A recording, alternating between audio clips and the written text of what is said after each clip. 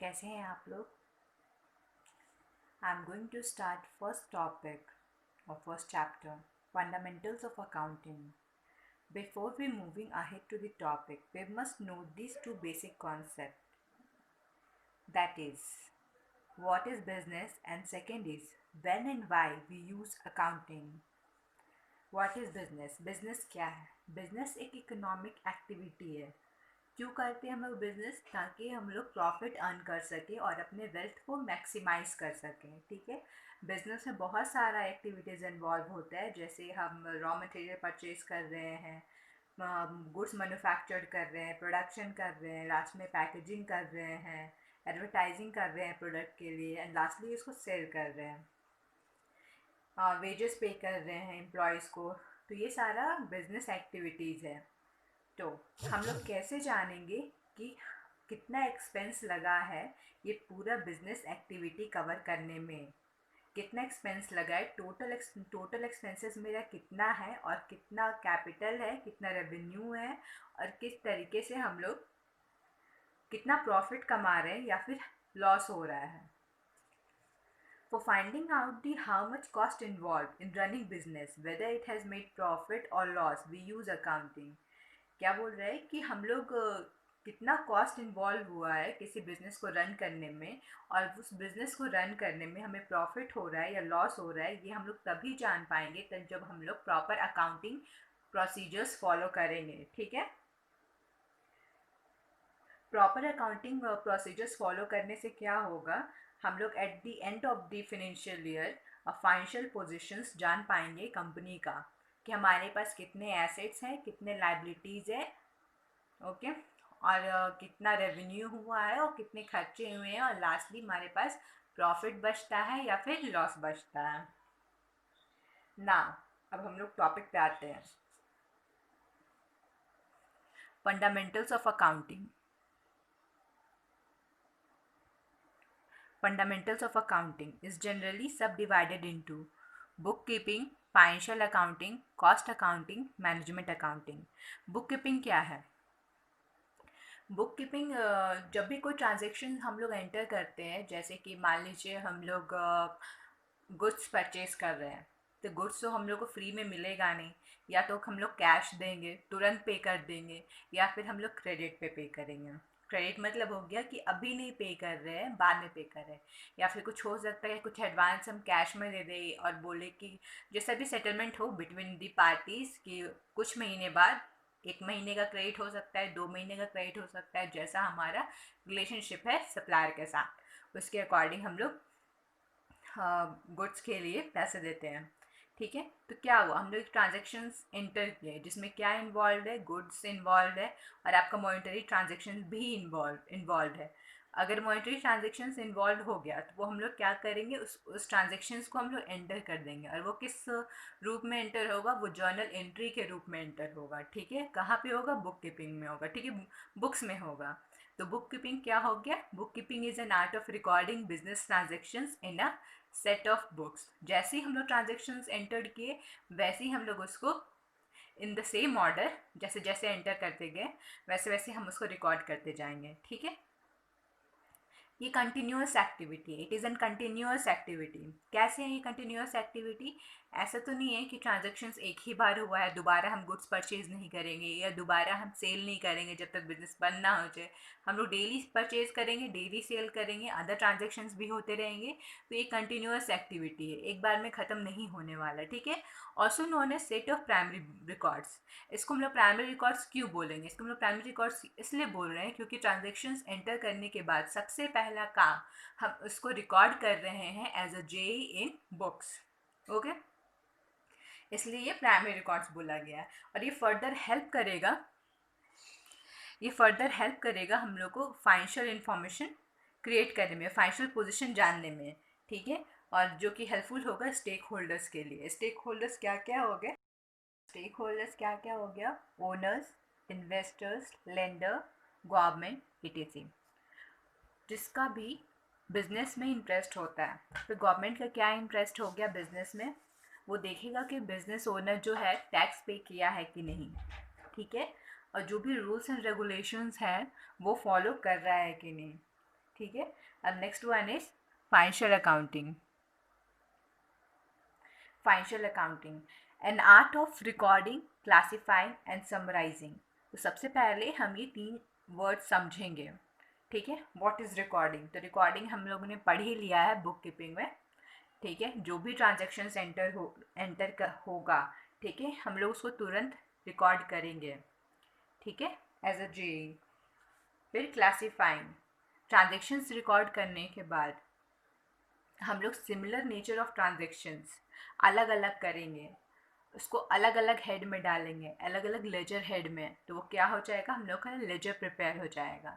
Summarising, record करने के बाद, क्लासीफाई करने के बाद ये क्या हो जाएगा, कौन सा एक्सपेंसेस है हमारा, कौन सा रेवेन्यू है, क्या कौन सा एसेट है, और कौन सा डेट है, लाइबिलिटी है, अलग अलग हम लोग कर दिए। वो क्या हो गया, सिंपल हो गया, सिंप्लीफाइड तरीका हो गया, जिससे जो भी हमारे एक्सटर्नल और इंटरनल यूजर्स है वो इजीली समझ पाए, ठीक है, अकाउंटिंग को। An art of recording, classifying and summarizing in a significant manner and in terms of money, ठीक है। वही ट्रांजेक्शन्स हम लोग रिकॉर्ड करेंगे जो कि इन टर्म्स ऑफ मनी हो, ठीक है। And interpreting the results there of, and last में वो फाइनेंशियल पोजीशन और फाइनेंशियल इंफॉर्मेशन प्रोवाइड करे, ठीक है। Next one is cost accounting. हाँ, जब भी आपका एट द ग्रेजुएशन लेवल आपसे पूछा जाए व्हाट इज़ अकाउंटिंग, तो आपको यही वाला डेफिनेशन लिखना है, और उसमें आप लोग डिफाइन कर सकते हैं कि रिकॉर्डिंग, क्लासीफाइंग एंड समराइजिंग अलग अलग, ठीक है। Cost accounting. Cost accounting is the process of recording, analyzing and reporting all of a company's cost, both variable and fixed. सबसे पहले हम लोग जानते हैं कि कॉस्ट क्या होता है। जो भी एक्सपेंसेस इनकर्ड हुआ, ठीक है, बिजनेस में, किस टाइप का एक्सपेंसेस हो सकता है,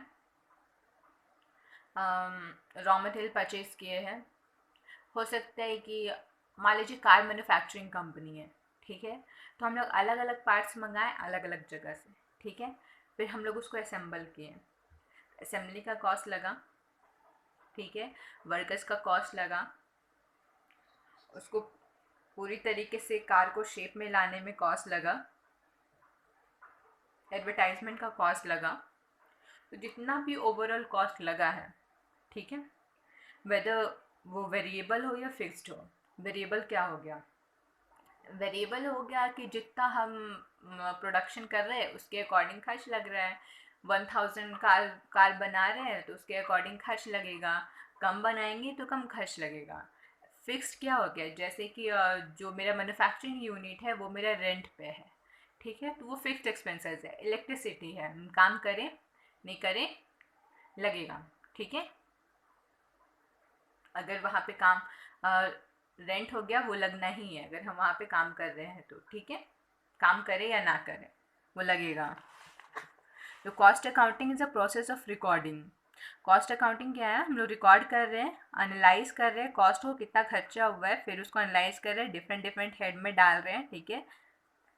प्रोडक्शन का कितना हुआ, पैकेजिंग का कितना हुआ, वेजेस कितना लगा, तो ये हम लोग अलग अलग हेड में डाल रहे हैं, रिपोर्टिंग, एंड फिर उसको रिपोर्ट कर रहे हैं।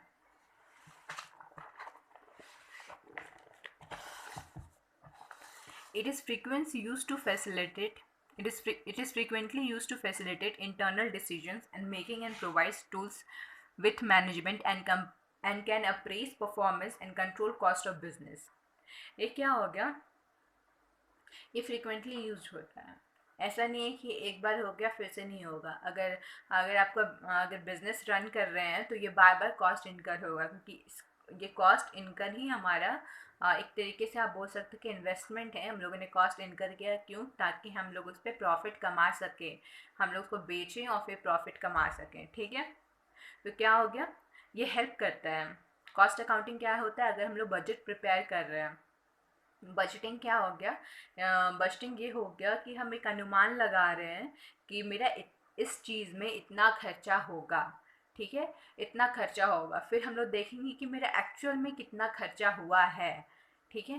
तो उसके अकॉर्डिंग क्या हो गया, ये हम लोग को हेल्प करेगा कहाँ पे हम लोग को कॉस्ट कंट्रोल करना है, या फिर कहाँ पे हम लोग कॉस्ट और इनकर्ड करेंगे जिससे हमारा क्वालिटी और बेटर होगा, परफॉर्मेंस और बेटर होगा, ठीक है। It deals with the process of ascertainment of cost. ये क्या बोल रहे हैं, टोटल कितना खर्चा हुआ, टोटल पूरा गुड्स बनाने में, पूरा प्रोडक्ट बनाने में, प्रोडक्ट को मार्केट तक लाने में कितना खर्चा हुआ, वो हो गया असरटेनमेंट ऑफ कॉस्ट। तो कॉस्ट अकाउंटिंग डील करता है with the process of ascertainment of cost. Next one is management accounting.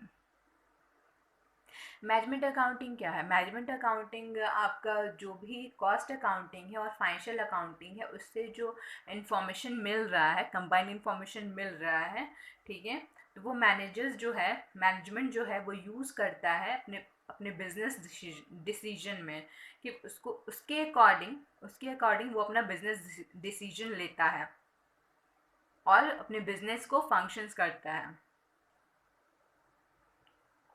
Function यहाँ पे क्या हो गया, बिजनेस को कैसे रन करना है, इंटरनल कंट्रोल कैसा है,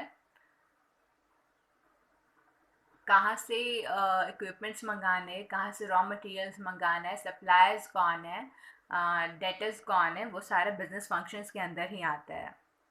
it aims to facilitate management in formulating, help करता है मैनेजमेंट को फॉर्मुलेट करने में स्ट्रैटेजीज, बिजनेस रिलेटेड स्ट्रैटेजीज और प्लान्स, ठीक है, planning and constructing business activities, कैसे फर्दर हम अपने बिजनेस को रन करें, मेकिंग डिसीजंस लेने में, फॉर एग्जांपल कैसे अपने प्रोडक्ट को और भी बेटर बनाया जाए, ऑप्टिमल यूज़ ऑफ रिसोर्सेज, अगर प्लांट एंड मशीनरी है तो ऑप्टिमम मैक्सिमम यूज़ हम लोग कैसे ले सकते हैं, मैन पावर है तो हम लोग मैक्सिमम यूज़ कैसे कर सकते हैं अपने मैन पावर को, ठीक है। ना difference between book keeping and accountancy, ये एज पर द डेफिनेशंस है। बुक कीपिंग में हम लोगों ने क्या पढ़ा था कि ये आर्ट ऑफ रिकॉर्डिंग है, ठीक है, प्राइमरी सेट ऑफ बुक्स है, ठीक है, और क्या पढ़ा था, ये हेल्प करता है फर्दर आपका फाइनेंशियल इंफॉर्मेशन कंक्लूड करने में, फाइनेंशियल परफॉर्मेंस जानने में, ठीक है, ये बेसिस है जिसके ऊपर फाइनेंशियल स्टेटमेंट क्रिएट होता है। अब यहाँ पे अकाउंटेंसी क्या हो गया, अकाउंटेंसी बिगनिंग हो गया, यहाँ से शुरू होता है। ओवरऑल अकाउंटिंग फंक्शन, जितना भी अकाउंटिंग फंक्शन है, ठीक है, वो गाइड होता है by accountancy.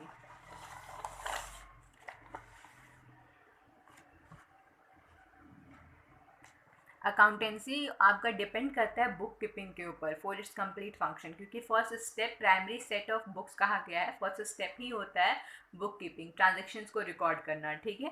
Accountancy can take its decision, prepare reports and statement from the data taken from book keeping. Accountancy क्या करता है, अपने डिसीजन किस बेसिस पे लेता है, जो भी रिपोर्ट्स और स्टेटमेंट प्रिपेयर हुआ है फ्रॉम द डाटा जो कि अवेलेबल है, जो हम लोगों ने रिकॉर्ड किया है बुक कीपिंग में।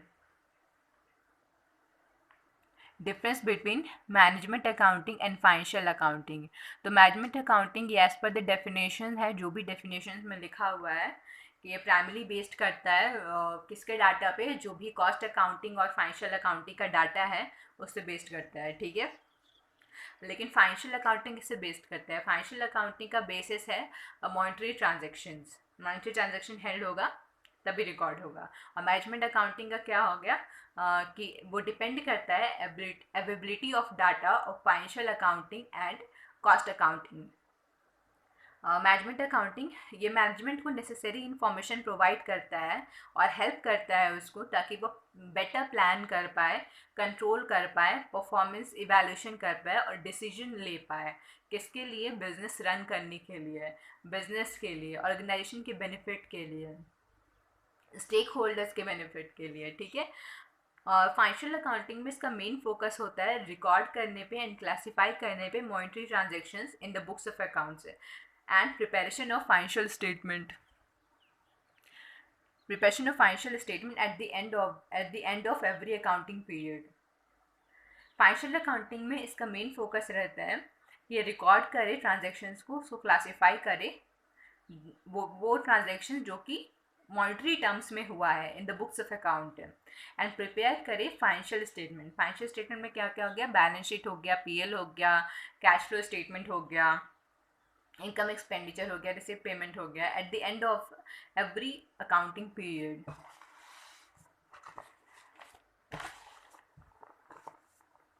मैनेजमेंट अकाउंटिंग में जो भी रिपोर्ट प्रिपेयर्ड होता है एज पर द डाटाबिलिटी ऑफ फाइनेंशियल अकाउंटिंग और कॉस्ट अकाउंटिंग, वो सिर्फ मैनेजमेंट के यूज़ का होता है, किसी और के यूज़ नहीं आता है। जबकि फाइनेंशियल अकाउंटिंग जो है वो सारे शेयर होल्डर्स के लिए होता है, क्रेडिटर्स और हम लोग बोल सकते हैं सारे स्टेक होल्डर्स जिसको भी बिजनेस में इंटरेस्ट है, या फिर जो भी पर्सन बिजनेस में, हमारे बिजनेस में अगर पब्लिक कंपनी है तो इन्वेस्ट करना चाहता है। ठीक है। अ, जो भी आपका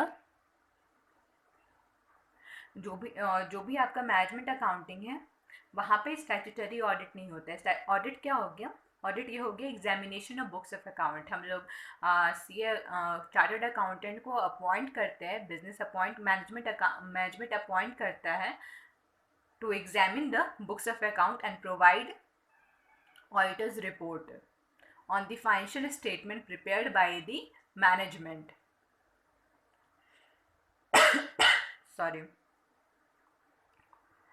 और फाइनेंशियल अकाउंटिंग में क्या है, reports are always subject to statutory audit है। तो लो मैनेजमेंट अकाउंटिंग में क्या है कि हम लोग ये स्टैट्यूटरी ऑडिट नहीं होता है क्योंकि वो सिर्फ मैनेजमेंट यूज़ के लिए है, और फाइनेंशियल अकाउंटिंग पूरे स्टेक होल्डर्स के लिए है, क्रेडिटर्स के लिए है, शेयर होल्डर्स के लिए है। तो ये सब क्या हो गया, यहाँ पे स्टैट्यूटरी ऑडिट होता है। Accounting cycle, when complete sequence of accounting procedure is done which happens frequently and repeated in same direction। क्या बोल रहा है कि अकाउंटिंग प्रोसीजर जो हम लोग फॉलो करते हैं रिकॉर्डिंग से लेकर फाइनेंशियल स्टेटमेंट तक बन जाने तक, ठीक है, तो वो फ्रिक्वेंटली होगा, बार बार होगा और रिपीटेड होगा सेम डायरेक्शन में। पहले रिकॉर्डिंग ही होगा, फिर जेई हम लोग रिकॉर्ड करेंगे, फिर उसको क्लासीफाई करेंगे और लास्ट में जाके फाइनेंशियल स्टेटमेंट ही बनेगा। ये उल्टा नहीं हो सकता, ये हमेशा सेम डायरेक्शन में ही चलेगा और रिपीटेड ही होगा। ठीक है, तो इसको हम लोग क्या बोलेंगे, अकाउंटिंग साइकिल। नाउ स्टेप्स और फेजेस ऑफ अकाउंटिंग साइकिल आप लोग को दिख रहा है। सबसे पहला रिकॉर्डिंग ऑफ ट्रांजेक्शन्स, ये हम लोगों ने पढ़ लिया बुक कीपिंग में। ठीक है, transactions happens first recorded in subsidiary book. Transaction जैसे ही हम लोग एंटर किए वैसे ही हम लोग उसको रिकॉर्ड कर देंगे बुक्स में। फिर हम लोग जेई रिकॉर्ड करेंगे। JE transactions are recorded in, transaction जो हम लोग रिकॉर्ड कर रहे हैं वो क्या होगा, वो एक सीक्वेंस में होगा। मतलब जैसे हम लोग जैसे ही ट्रांजेक्शन एंटर्ड हुआ वैसे ही हम लोग उसको रिकॉर्ड कर देंगे, जैसे जैसे ट्रांजेक्शन हुआ वैसे वैसे हम लोग उसको रिकॉर्ड करते जाएंगे। देन लेजर, लेजर क्या हो गया, all journals are posted into ledger. Journals record करने के बाद हम लोग देखेंगे सिमिलर नेचर सिमिलर ग्रुप का कौन सा ट्रांजेक्शन है, उसको हम लोग एक हेड में रखेंगे। ठीक है, वो क्या होगा, वो हेड को क्या बोलेंगे हम लोग, लेजर बोलेंगे। ट्रायल बैलेंस, ट्रायल बैलेंस क्या हो गया, after taking all the ledgers closing balance, a trial balance is prepared at the end of the period for the preparation of financial statement. जैसे कि हमारा कैपिटल है, कैपिटल का कुछ ओपनिंग बैलेंस है, ओपनिंग बैलेंस के पास हम लोग और कैपिटल इंट्रोड्यूस किए या फिर कुछ ड्राइंग्स किए, तो कैपिटल का ओपनिंग बैलेंस और जो भी आया और जो भी गया, ठीक है, तो ये आपका पूरा दिखाएगा। और क्लोजिंग बैलेंस जो लास्ट में बचा है वो आपका ट्रायल बैलेंस में दिखाएगा। परचेज, स्टार्टिंग में परचेज कितना था, ठीक है, अभी कितना हुआ, क्लोजिंग बैलेंस कितना है, ठीक है, ये दिखाएगा। ठीक है, फिर आपका डेटर्स, डेटर्स कितना है स्टार्टिंग में, ठीक है, और कितने लोगों ने पेमेंट कर दिया है और कितने न्यू डेटर्स खड़े हुए हैं, और क्लोजिंग बैलेंस कितना बचा है, तो ये सब दिखाएगा। ठीक है, adjustment entries, Now adjustment entries. Adjustment entries are to be recorded properly and adjusted according before preparing financial statement. Adjustment entries होता है जैसे कि हाँ, जैसे ये कोई भी बैलेंस बहुत टाइम से चला आ रहा है हमारे बैलेंस शीट में, जैसे क्रेडिटर है, हम लोगों ने पे नहीं किया है और 12 मंथ से ज़्यादा हो गया है, ठीक है, या फिर डेटर है जिसका पेमेंट अभी तक नहीं आया है, तो हो सकता है कि हम लोग उसको सेटल करें आफ्टर 31 मार्च, ठीक है। उसको हम लोग सेटल करेंगे तो वो क्या करेंगे, हम लोग लास्ट में एडजस्टमेंट एंट्री मेड करेंगे। एडजस्टेड ट्रायल बैलेंस, कभी कभी ट्रायल बैलेंस में डेबिट और क्रेडिट साइड शॉर्ट पड़ जाता है, तो वहाँ हम लोग क्या करते हैं, एडजस्ट करते हैं ट्रायल बैलेंस को। Closing entries, all the nominal accounts closed by transferring to trading account and profit and loss, जैसे कि परचेज हो गया मेरा, स्टॉक हो गया, वेजेस हो गया, तो ये सारे का जो क्लोजिंग बैलेंस है वो ट्रांसफ़र होगा ट्रेडिंग अकाउंट में, और वेजेस हो गया, सैलरी हो गया, ट्रांसपोर्टेशन हो गया, कन्वेंस हो गया, वेजेस हो गया, तो ये सब कहाँ जाएगा, पीएल में जाएगा, ठीक है। हम लोग सारे नॉमिनल अकाउंट को ट्रांसफ़र कर दिए ट्रेडिंग अकाउंट में एंड पीएल अकाउंट में। Financial, last one is financial statement, तो ये सारा करने के बाद recording, journal, ledger, trial balance, adjustment entries, adjusted trial balance, closing entries and last one financial statement, ये सारा प्रोसीजर फॉलो करने के बाद फाइनेंशियल स्टेटमेंट का एक फॉर्मेट होता है जो कि ईजिली आजकल सॉफ्टवेयर हो गया है, टैली RP9, और भी सॉफ्टवेयर हैं बुक कीपिंग के लिए, फाइनेंशियल स्टेटमेंट प्रिपेयर करने के लिए। तो ये क्या हो गया, इसके एक फॉर्मेट आता है एज पर कंपनीज एक्ट 2013, फॉर्मेट प्रोवाइड करता है एज पर शेड्यूल 3, फॉर्मेट प्रोवाइड करता है जिस बेसिस पे हम लोग फाइनेंशियल स्टेटमेंट प्रिपेयर करते हैं।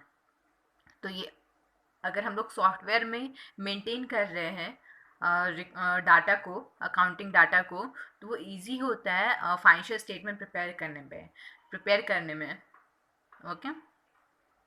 और ये हम लोग को प्रोवाइड करता है financial positions and operating results.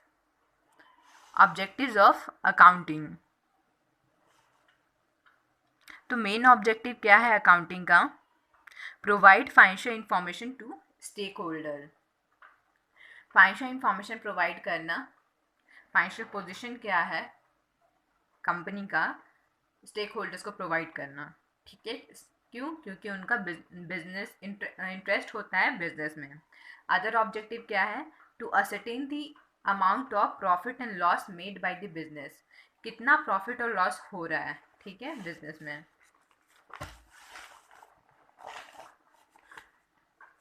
Financial position क्या है बिजनेस का, एसेट कितना है और लायबिलिटी कितना है, देखना है कि कंपनी जो है उसके ऊपर जो applicable laws and regulations impose किए गए हैं बाय गवर्नमेंट वो फॉलो कर रहा है कि नहीं, कंप्लाई कर रहा है कि नहीं।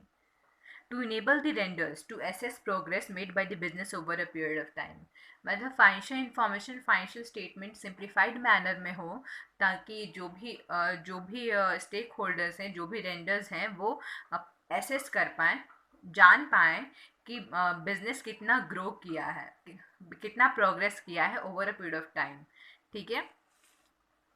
To disclose information needed by different stake holders, जो भी स्टेक होल्डर्स को इन्फॉर्मेशन चाहिए होगा वो डिस्क्लोज होगा, डिस्क्लोज करना, ये ऑब्जेक्टिव है।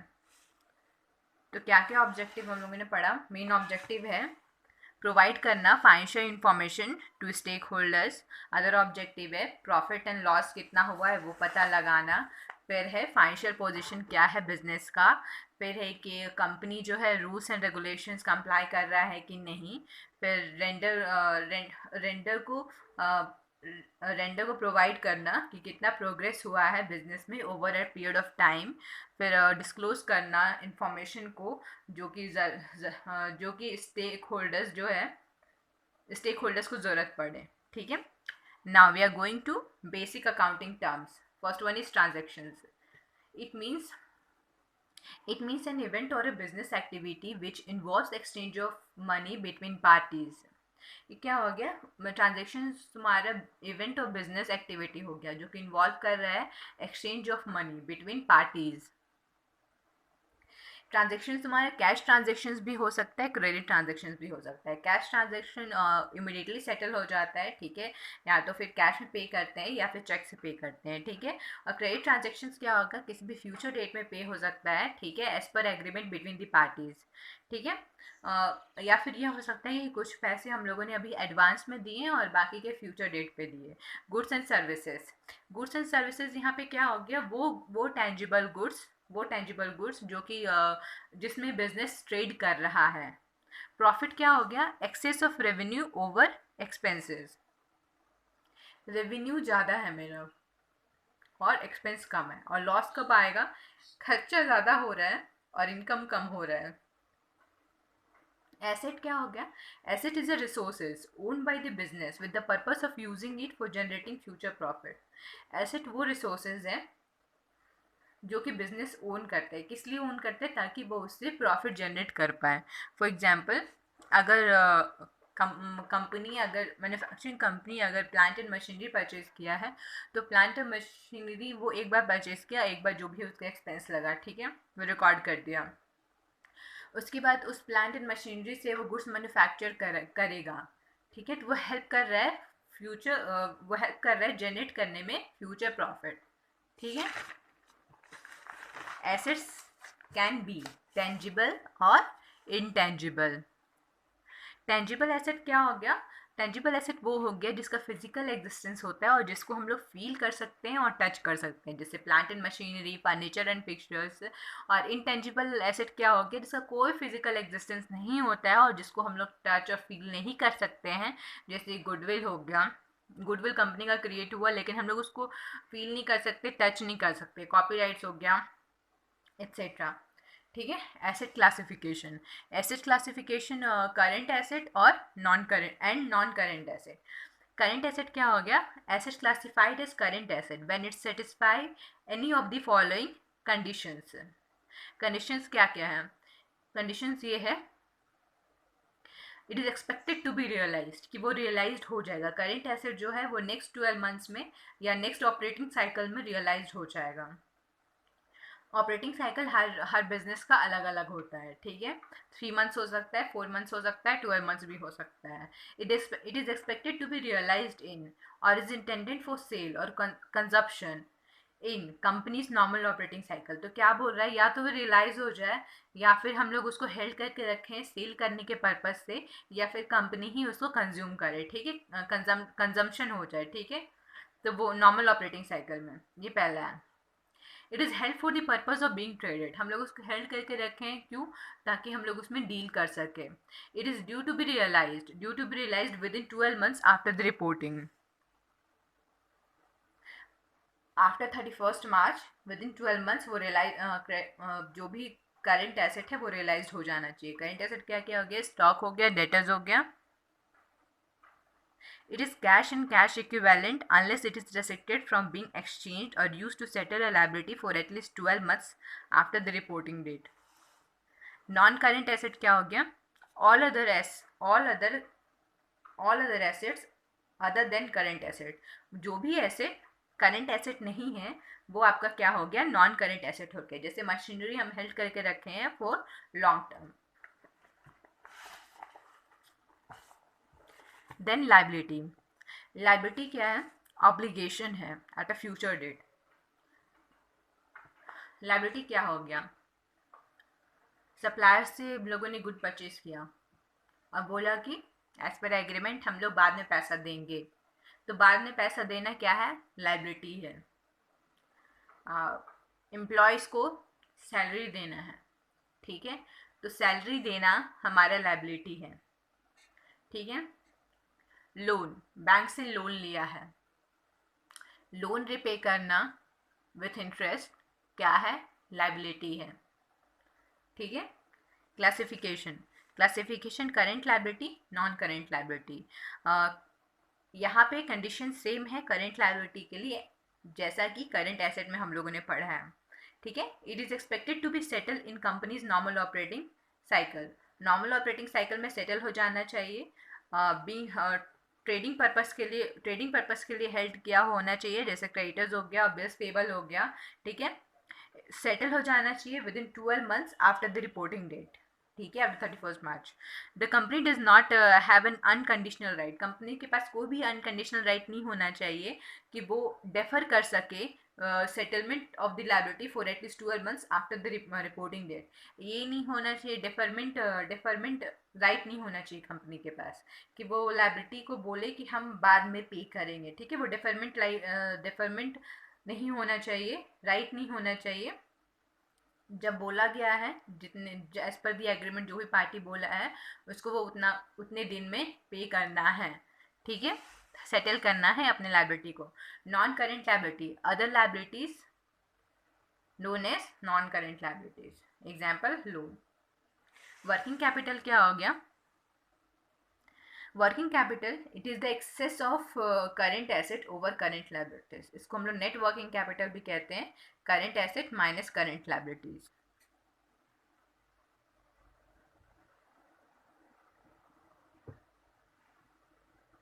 Then capital, amount invested in the business by its owner, जितना भी अमाउंट इन्वेस्ट किया गया है, कौन किया है? बिजनेस ओनर किया है। किस फॉर्म में किया है? कैश फॉर्म में भी कर सकता है और गुड्स के फॉर्म में भी कर सकता है। तो जितना भी अमाउंट इन्वेस्ट किया है वो हो जाएगा कैपिटल। ड्राइंग्स, ड्राइंग्स क्या हो गया? कैश ड्रॉ किया गया है, कैश विड्रॉ किया गया है बाय ओनर्स या फिर गुड्स विड्रॉ किया गया है फॉर पर्सनल यूज़, तो वो हमारा ड्राइंग हो गया। जैसे कि हम बिजनेस के पैसे से ही हम लोग LIC प्रीमियम पे कर रहे हैं या फिर हाउस होल्ड आइटम्स खरीद रहे हैं, तो वो सब क्या आ गया? हमारा ड्राइंग्स हो गया, ठीक है, ओनर का ड्राइंग्स हो गया। Net worth, it represents excess of total assets over the total liability of the business, जितना भी हमारे टोटल एसेट्स है माइनस टोटल लायबिलिटीज, तो वो क्या होगा? हमारा नेटवर्थ हो जाएगा। नॉन करेंट इन्वेस्टमेंट, इन्वेस्टमेंट जो कि करेंट नहीं है वो हमारा नॉन करेंट इन्वेस्टमेंट हो गया, ठीक है, जो हम लोग 12 मंथ से ज़्यादा के लिए इन्वेस्ट करके रखे हैं, जैसे कि फिक्स डिपॉजिट, बैंक में फिक्स डिपॉजिट करा के रखा है जो कि 5 साल तक का है, तो वो हमारा क्या हो गया? नॉन करेंट इन्वेस्टमेंट हो गया। अब हम लोग आते हैं करेंट इन्वेस्टमेंट के ऊपर। Investment that are intended to be held for not more than 1 year, जिसको हम लोग 1 साल से ज़्यादा के लिए हेल्ड करके नहीं रख रहे हैं, वो हमारा क्या हो गया? करंट इन्वेस्टमेंट हो गया। Debtors, debtors Debtors are those person from whom a business has to recover money on account of goods sold or service rendered on credit. Debtors वो person है जिससे हम लोग को अपने पैसे निकलवाने हैं, ठीक है, या फिर हम लोग गुड्स डिलीवर किया है या सर्विसेज रेंडर्ड किया है क्रेडिट पे, तो वो हम लोग को पेमेंट करेगा उसके अगेंस्ट में, ठीक है। Classification of debtors, good debt हो सकता है, बैड डेट हो सकता है, डाउटफुल डेट हो सकता है। गुड डेट क्या हो गया? जिसमें कि हम लोग श्योर हैं कि ये डेट मेरा रियलाइज्ड होगा ही, ठीक है, डेटर्स पैसा लेके नहीं भाग रहा है, वो पैसा देगा ही, ठीक है। डाउटफुल डेट्स क्या हो गया? यहाँ पे मेरे को डाउट है कि पता नहीं डेट रियलाइज्ड होगा या नहीं होगा। और बैड डेट क्या हो गया? कैन नॉट बी रियलाइज, नहीं रियलाइज्ड होने वाला है। क्रेडिटर क्या हो गया? A creditor is a person to whom the business owes money, business को पैसा देना है, ठीक है, कंपनी को पैसा देना है क्रेडिटर को, अपने सप्लायर्स को, ठीक है, जिससे वो गुड्स परचेज किया है या फिर कुछ सर्विसेज लिया है, ठीक है, उसके अगेंस्ट में उसको पैसा देना है। ट्रेड डिस्काउंट क्या हो गया? It is the discount usually allowed by the wholesaler to the retailer computed on the list price. ये वो डिस्काउंट है जो कि होलसेलर प्रोवाइड करता है रिटेलर को लिस्ट प्राइस के ऊपर। फॉर एग्जांपल, अगर लिस्ट प्राइस किसी भी प्रोडक्ट का 15,000 है तो वो रिटेलर को, अगर ट्रेड डिस्काउंट 20% का है तो वो रिटेलर को कितना पे देगा? 12,000 पे देगा, ठीक है। अब नेक्स्ट हम लोग पढ़ने वाले हैं कैश डिस्काउंट। कैश डिस्काउंट क्या बोल रहे हैं? ये क्यों कैश डिस्काउंट क्यों दिया जाता है? ताकि इनकरेज कर पाए प्रॉम्प्ट पेमेंट को बाय द डेटर। अगर डेटर बोल रहे हैं कि हम अभी पेमेंट नहीं करेंगे क्योंकि इस चीज़ का प्राइस ज़्यादा है और बाद में पेमेंट करेंगे, ठीक है, तो क्या करेंगे हम लोग क्या कर रहे हैं कि हम लोग बोल रहे हैं कि हम आपको इतना डिस्काउंट दे रहे हैं, 10% डिस्काउंट दे रहे हैं या 5% डिस्काउंट दे रहे हैं, आप अभी पेमेंट कर दीजिए। तो हो सकता है कि डेटा इनकरेज हो जाए क्योंकि उसको डिस्काउंट मिल रहा है और वो अभी पे कर दे। ठीक है, दिस अगर ट्रेड डिस्काउंट और कैश डिस्काउंट दोनों हो रहा है, ट्रेड डिस्काउंट रिटेलर को मिल रहा है, रिटेलर से कौन खरीद रहा है, कस्टमर खरीद रहा है। तो क्या होगा कि रिटेलर जो है अपना ट्रेड डिस्काउंट हटाने के बाद जितने में वो गुड्स परचेज किया है उस पर वो कैश डिस्काउंट कैलकुलेट करके कस्टमर को सेल करेगा। ठीक है, अब हम लोग पूरा एक बार रिवाइज कर लेते हैं।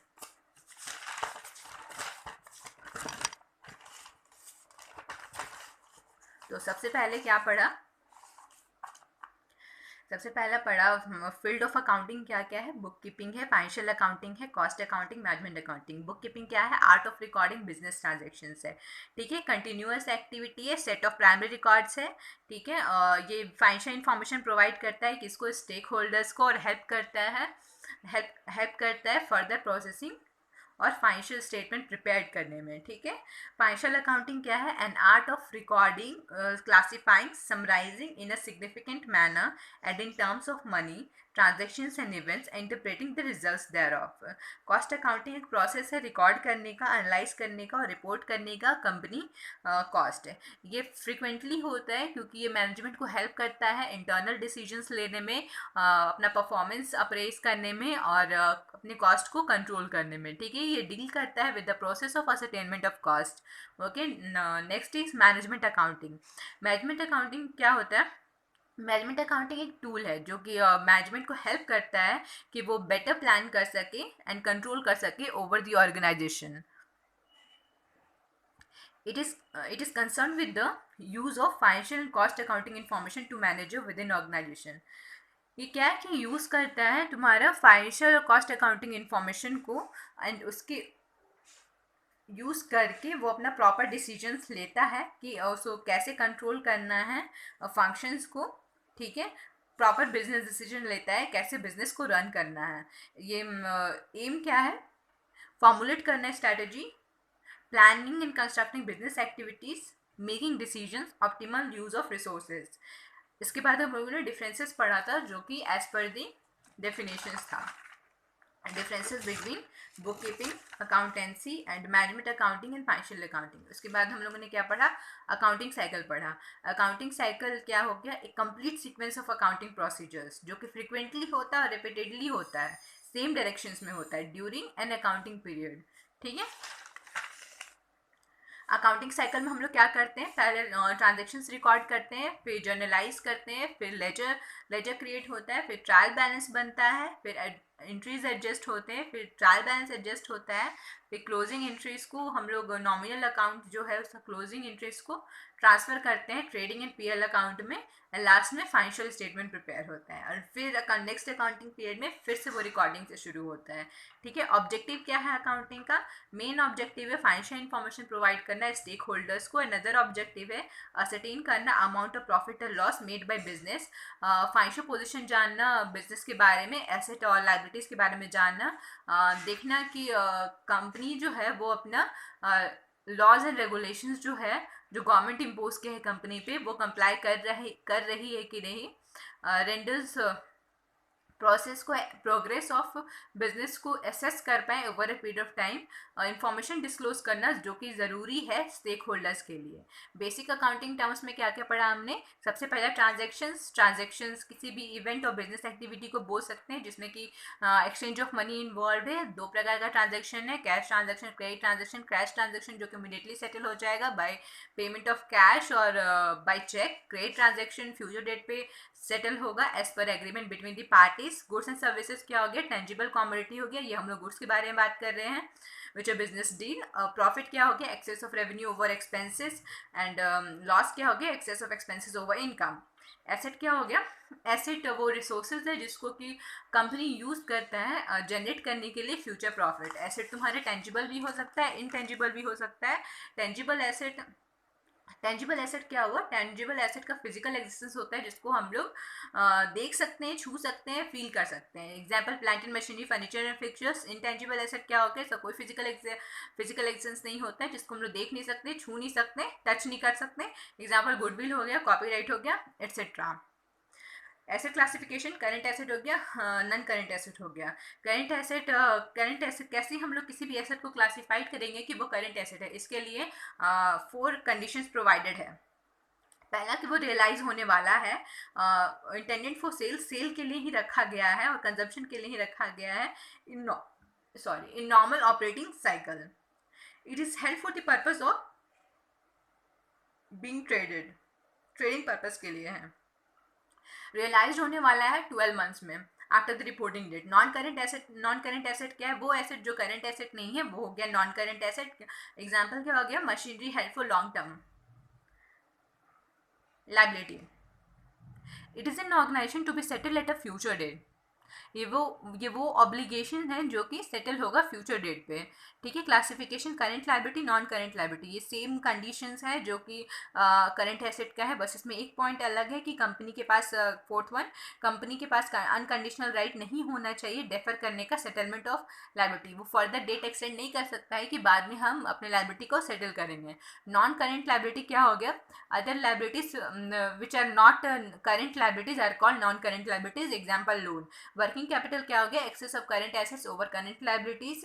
कैपिटल क्या हो गया? जो ओनर्स जो भी अमाउंट इन्वेस्ट कर रहे हैं अपने बिजनेस में in the form of cash और goods is called capital. Drawings क्या हो गया? It's represent an amount of cash और गुड्स जो भी, और any other assets which the owner withdraw from the business for his और पर्सनल यूज, हिज और हर पर्सनल यूज। क्या बोल रहा है? कि जितना भी अमाउंट ऑफ कैश या फिर गुड्स जो कि ओनर विड्रॉ कर रहा है, अपने बिजनेस से खुद के पर्सनल यूज के लिए, वो ड्राइंग्स हो गया। क्या क्या हो गया? हाउस होल्ड आइटम्स परचेज कर रहा है या फिर LIC प्रीमियम दे रहा है। ठीक है, तो वो क्या हो गया? ड्राइंग हो गया। Net worth, it represent excess of total asset जितना हुआ है माइनस टोटल लायबिलिटीज। ठीक है, तो ये क्या हो गया? नेटवर्थ निकल के आएगा। नॉन करंट इन्वेस्टमेंट, इन्वेस्टमेंट जिसको हम लोग हेल्ड करके रखे हैं बियॉन्ड द करंट पीरियड।